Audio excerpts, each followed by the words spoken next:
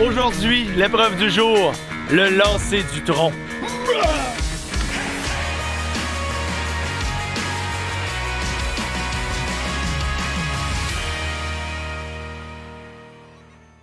Pour le lancer du tronc, est-ce que c'est important si on le lance loin, si on le lance haut? C'est un défi de précision. Le tronc doit tourner d'une bout à l'autre et on mesure comme si c'était un horloge. Au centre, midi, 1 heure, 2 heures, 3 heures. Ouais. À midi, c'est un essai parfait. OK. Pour produire un tronc de 18 à 22 pieds de longueur, on estime normalement 20 à 25 heures de boulot.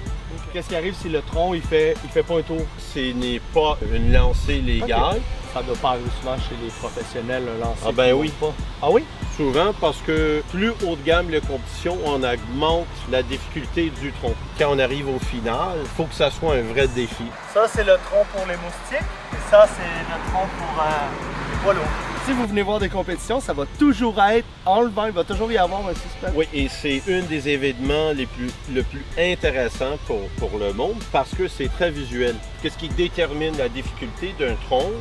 Poids, forme et longueur.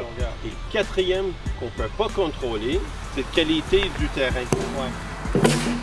Est-ce que ça arrive souvent que ça casse? Ça peut arriver du côté professionnel comme Scott.